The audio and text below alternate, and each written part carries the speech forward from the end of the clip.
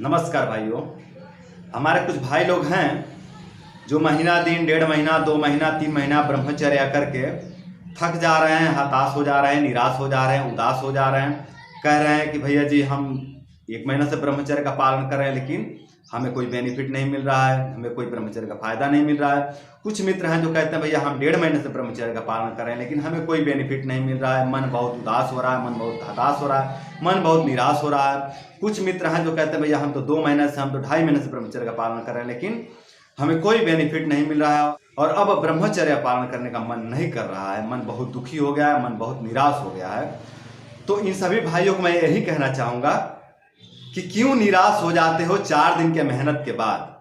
क्यों निराश हो जाते हो 4 दिन के मेहनत के बाद? अरे दोस्तों, वक्त लगता है बीज को फसल बनने में। मेरे कहने का सीधे से मतलब है बंधु कि समय लगता है, ब्रह्मचर्य को फलित होने में समय लगता है। थोड़ा समय दीजिए। ये इस बात पर भी निर्भर करता है बंधु कि आप कितना क्षय किए हो, कितना नष्ट किए हो।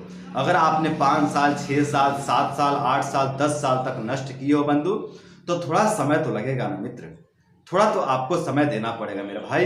इतना निराश मत हो, इतना उदास मत हो, इतना हताश मत हो, तनिक भी घबराओ नहीं मेरे भाई, तनिक भी चिंता ना करो, थोड़ा समय दो, आप समय दो। अरे बंधु, अगर आप जमीन में बीज डालते हो तो जरूर वो बाहर आएगा, जरूर पौधा बनेगा। आप उसकी सुरक्षा करो, उसकी रक्षा करो, आप घबराओ नहीं, आप चिंता ना करो। एक किसान जब खेती करता है तो क्या करता है? विश्वास करता है, भरोसा करता है, परिश्रम करता है ना? और उसका परिश्रम व्यर्थ नहीं जाता है, उसके घर में अन्न फल जरूर आते हैं। तो बंधु, आप भी परिश्रम करिए और धैर्य रखिए। परम पिता परमात्मा आपके परिश्रम का फल जरूर देंगे, आपके तपस्या का फल जरूर देंगे। घबराइए मत बंधु।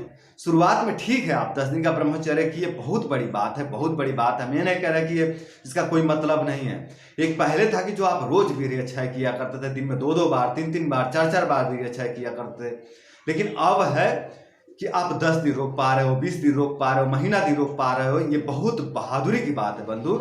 मैं ये नहीं कहता कि ये व्यर्थ की बातें हैं, मैं ये नहीं कहता कि आपका ये परिश्रम व्यर्थ गया, व्यर्थ नहीं गया। जो आपने ये 1 महीना परिश्रम किया है आपका व्यर्थ नहीं गया परिश्रम। अभ्यास तो बन रहा है ना बंधु, अभ्यास तो बन रहा है ना। और इससे जो वीर्य संचय हो रहा है आपके शरीर में है, वो फलित नहीं हो रहा है। वीर्य तो आपके शरीर में है, संचय हुआ। जो 1 महीना आपने वीर्य धारण किया, वो वीर्य आपके शरीर में है, रुका हुआ है, बशर्ते वो फलित अभी नहीं हुआ, वो समय आने पे ही फलित होगा। देखते हैं बंधु, अगर हम धान की खेती करें तो धान खेत में जो गिर जाता है ना, जो धान खेत में गिर जाता है वो फिर अगले साल धान के सीजन में ही वो उगता है। गेहूं जो हम काटते हैं, जो गेहूं गिर जाता है वो अगले साल फिर गेहूं जामता है, बीच में नहीं वो उगता है, बीच में वो जमीन से बाहर नहीं आता, बीच में वो फसल नहीं बनता है। समय आने पर ही फलित होता है, समय आने पर ही वो पौधा बनता है, समय आने पर ही वो पेड़ बनता है। तो बंधु, आप भी प्रतीक्षा करिए।